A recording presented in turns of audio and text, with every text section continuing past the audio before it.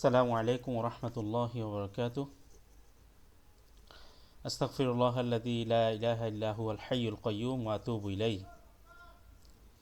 اللهم صل على محمد اللهم بارك على محمد رب زدني علما. أعوذ بالله من الشيطان الرجيم.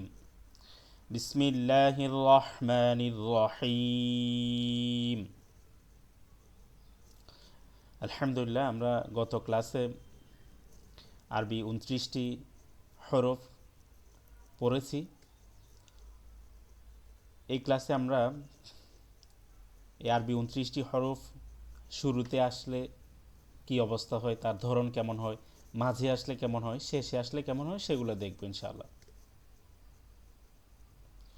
দেখেন স্ক্রিনে আমার সামনে আপনারা দেখতে পাচ্ছেন যে সবগুলো অক্ষর দেয়া আছে। প্রথম অক্ষরটি হলো বা। তো এই বা, এটা অক্ষর বা হচ্ছে এটা দেখলেই আমরা চিনতে পারি, এটা দেখলে চিনতে পারি এটা হলো বা। তো অক্ষর বা যেমন শেষেও বা এভাবেই আসে, কোনো শব্দের শেষে যখন বা আসে পাশে অন্য অক্ষর থাকে কিন্তু শেষে এভাবে একটু বড় হয়ে আসে, অক্ষর বা এর মতো। সবগুলো অক্ষর শেষে যখন আসে তখন সেই অক্ষরের মতোই আসে, কিন্তু এই পাশে ডান পাশে কোনো একটা অক্ষর লাগানো থাকে। যেমন আমি দেখাই আপনাদের, এই দেখেন এটা হলো দাল, এটা অক্ষর দালের মতো পুরাপুরি আসছে, কিন্তু এই পাশে একটা অক্ষর লাগানো আছে। এটা তা, পুরাপুরি আসছে, কিন্তু এই পাশে একটা অক্ষর লাগানো আছে। এটা লাম, লামটা পুরাপুরি আসছে, এই পাশে একটা অক্ষর লাগানো আছে। এটা র, রটা পুরাপুরি আসছে মানে অক্ষর র এর মতো, এই পাশে একটা অক্ষর লাগানো আছে। এটা বা, বা শেষে আসছে কিন্তু পুরাপুরি আসছে, মানে অর্ধেক আসে নাই, পুরাপুরি আসছে, শেষে লাগানো আছে, এই পাশে একটা অক্ষর লাগানো আছে। তাহলে যখন কোনো অক্ষর শেষে আসে তখন ওই অক্ষরের মতোই আসে। যেমন বা অক্ষর শেষে আসলে এটার মতোই আসবে। বা যখন শুরুতে আসে তখন এরকম আসে, এই ছোট অংশটা আসে, এই প্রথম অংশটা, এরপর একটা ফোঁটা থাকে, এটাকে ফোঁটা বলেন বা নোক্তা বলেন, যেটাই বলেন। এই নোক্তা বা ফোঁটা শুরুতে আসে, মানে প্রথম অংশটা থাকে আর নিচে একটা ফোঁটা থাকে। এরপর মাঝখানে দেখেন, মাঝখানে যখন আসে তখন এই এরকম একটা দাঁত বা এরকম একটা দাগ থাকে আর নিচে ফোঁটা থাকে। এ পাশে একটা অক্ষর থাকবে আর এই পাশে একটা অক্ষর থাকবে। তাহলে এটা বা, এটা শেষে আসে, এটা বা শুরুতে এভাবে আসে, মাঝে এভাবে আসে। সেম তা, শেষে আসলে অক্ষর তা এর মতো হবে। এরপর হলো এটা শুরুতে আসলে এই দাগটা থাকবে, প্রথম অংশ থাকবে, উপরে দুইটা ফোঁটা থাকবে। আর যখন মাঝে আসে তখন এই দাগের উপর দুইটা ফোঁটা থাকবে আর দুই পাশে দুইটা অক্ষর থাকবে, তবে এভাবে থাকবে। সা, এটা শেষে অক্ষর সা এর মতো হবে। এটা শুরুতে সা, তিনটা ফোঁটা থাকবে, এই প্রথম অংশটা থাকবে, উপরে তিনটা ফোঁটা থাকবে। এরপর মাঝে সা, এই এই অংশটা থাকবে, মাঝখানে যে দাগটা আছে সেটা থাকবে আর উপরে তিনটা ফোঁটা থাকবে। এরপর হলো নুন, অক্ষর নুনের মতোই থাকবে যখন শেষে আসে, আর শুরুতে যখন আসে প্রথম অংশটা থাকবে, উপরে একটা ফোঁটা থাকবে, আর মাঝে যখন আসে তখন একটা দাঁত থাকবে, দুই পাশে দুইটা অক্ষর দেওয়ার বা এই অক্ষর লাগানোর জন্য দুই পাশে দুইটা দাগ থাকবে। এভাবে এই পাশে একটা লাগানো থাকে, এই পাশে একটা লাগানো থাকে, আর মাঝখানে এই দাগটা থাকে, উপরে একটা ফোঁটা থাকবে। তাহলে এটা হলো নুন। এটা নুন, এটা নুন, শেষের নুন, শুরুতে এভাবে আসবে আর মাঝে এভাবে আসবে। এরপর হলো ইয়া, এটা অক্ষর ইয়া, শেষে ইয়া এভাবেই আসে, মানে এই পাশে কোনো না কোনো একটা অক্ষর লাগানো থাকবে, ইয়াটা শেষে থাকলে এভাবে হয়। আর শুরুতে ইয়া অংশ, এই অংশ থাকে আর দুইটা ফোঁটা থাকে নিচে। আর মাঝের ইয়া হচ্ছে এই দাগটা থাকবে, দুই পাশে দুইটা দাগ থাকবে, মাঝখানে এই দাঁতের মতো এটা থাকবে আর নিচে দুইটা ফোঁটা থাকবে। তাহলে আমরা বা, তা, সা, নুন, ইয়া, এই পাঁচটা অক্ষর একই রকম দেখলাম। মানে প্রথম অংশটা, বায়ের প্রথম অংশ যেমন এবং মাঝের অংশ যেমন, তা, সা, নুন, ইয়া, এই 5টা অক্ষরের একই রকম। দেখেন, বা, তা, সা, নুন, ইয়া, প্রথম অংশটা একই রকম, তবে ফোঁটার মধ্যে বেশ কম আছে। বায়ের নিচে 1 ফোঁটা, বা তায়ের উপর 2টা ফোঁটা, সায়ের উপর 3টা ফোঁটা, নুনের উপর 1টা ফোঁটা, ইয়ার নিচে 2 ফোঁটা। এটা আপনারা খেয়াল করবেন। এরপর হলো জিম, হা, খ, একই রকম তিনোটা। জিম শেষে যখন আসে এরকম আসে, এই পাশে কোনো না কোনো একটা অক্ষর থাকবে, আর এইভাবে শেষে পূর্ণ অক্ষরটা আসবে।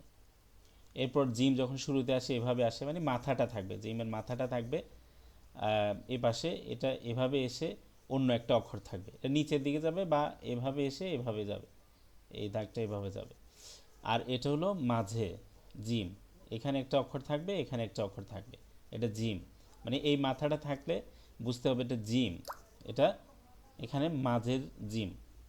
এরপর হা, এটা শেষে এভাবে আসবে, এখানে কোনো না কোনো অক্ষর থাকবে, এটা শুরুতে আসবে, এই মাথাটা থাকবে, এখানে কোনো একটা অক্ষর লাগানো থাকবে। আর হা, এটা মাঝে আসবে, এই পাশে একটা অক্ষর থাকবে, এই পাশে একটা অক্ষর থাকবে।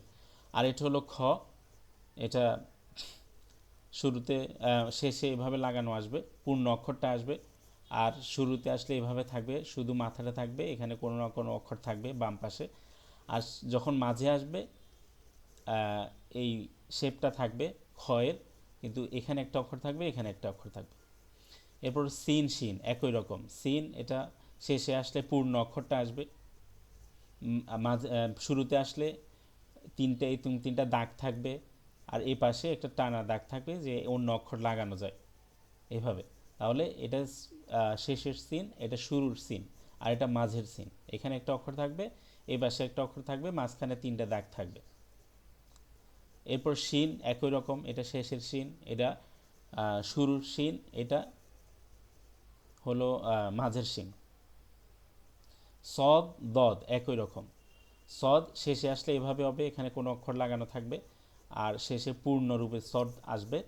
শুরুতে আসলে শুধু মাথাটা থাকবে, এ পাশে একটা দাগ থাকবে, এটা যাতে অন্য অক্ষর লাগানো যায়। আর সদ যখন মাঝে আসবে তখন দুই পাশে 2টা দাগ থাকবে, মাঝখানে এই সদের মাথাটা থাকবে, এখানে যাতে দুই পাশে 2টা অক্ষর লাগানো যায়।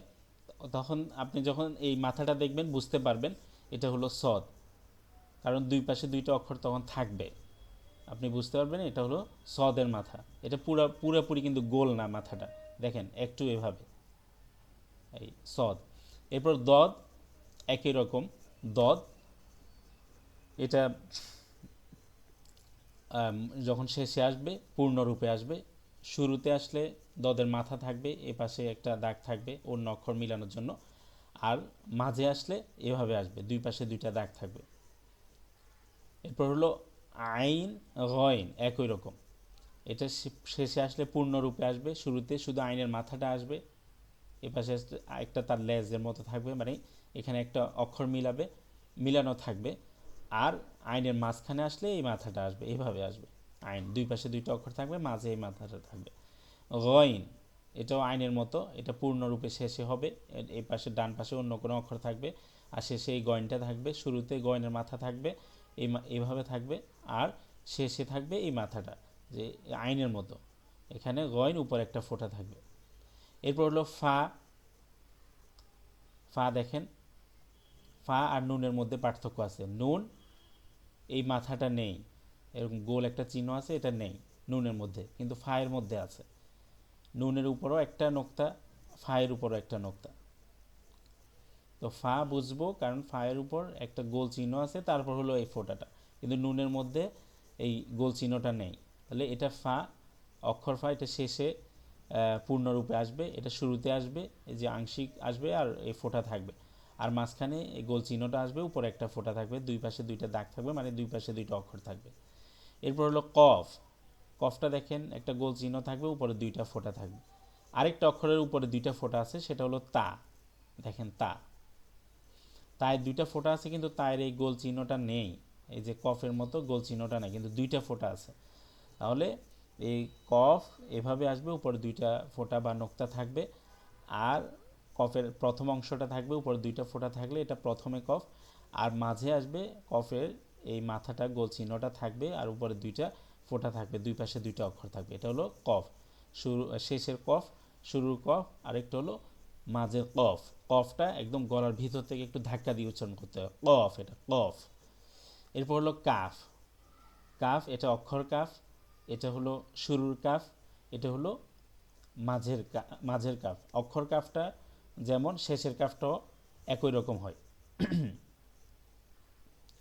তাহলে এটা হলো পূর্ণরূপে কাফ, এটা হলো শুরুর কাফ, কাফটা এভাবে থাকবে, কাফের মতো অন্য কোনো অক্ষর নেই। লামটা হলো সোজা, কিন্তু কাফটা সোজা হয়ে আবার বাঁকা, একটু একটু সোজা উপরের দিকে উঠে এদিকে, তারপর একটু বাঁকা, দেখেন এদিকে উঠে এদিকে। তাহলে এটা উপর থেকে এভাবে নামলে আমরা বুঝতে পারবো এটা কাফ। আগে কোনো অক্ষর না থাকলে, পূর্বে তার সাথে ডান পাশে কোনো অক্ষর না থাকলে যদি এরকম থাকে বুঝতে হবে এটা শুরুর কাফ। আর এটা হলো মাঝের কাফ, ডানে বামে অক্ষর থাকবে, অন্য অক্ষর থাকবে, মাঝখানে এবার এই দাগটা থাকবে, এটা হলো কাফ। এরপর হলো লাম, এটা সোজা সেভাবে, এটা লাম, শেষের লাম, অক্ষর লামের মতোই পূর্ণরূপে থাকবে। আর এটা হলো শুরুর লাম, সোজা এসে বামে যাবে, সোজা এসে বামে গেলে সেটা লাম, আর সোজা এসে ডানে লাগানো থাকলে সেটা আলিফ হবে। সোজা এসে ডানে লাগানো থাকলে সেটা আলিফ, আর সোজা এসে একটু বামে গেলে সেটা হলো লাম, আবার দুই পাশে গেলে সেটাও লাম। সোজা আর দুই পাশে লাগানো, এটা মাঝখানের লাম। এরপর হলো মিম, এটা অক্ষর মিম এবং পূর্ণরূপে মিম, এটা শেষে এভাবে থাকবে, শুরুতে এভাবে থাকবে, আর মাঝখানে এভাবে থাকবে, এটা হলো মিম। এটা হলো হা, ছোট হা, এটা অক্ষর হা, এটা শেষে অনেক সময় হাটা এভাবে আসে, অনেক সময় হা এভাবে আসে, শেষের হাটা অনেক সময় এভাবে আসে, অনেক সময় এভাবে আসে, আলাদা হয়ে আসলে এভাবে আসে, লেগে আসলে শেষের হা এভাবে আসে। আমরা আল্লাহর মধ্যে খেয়াল করব এই হাটা এভাবে আছে। এরপর এটা শুরুতে হা, এটা মাঝের হা।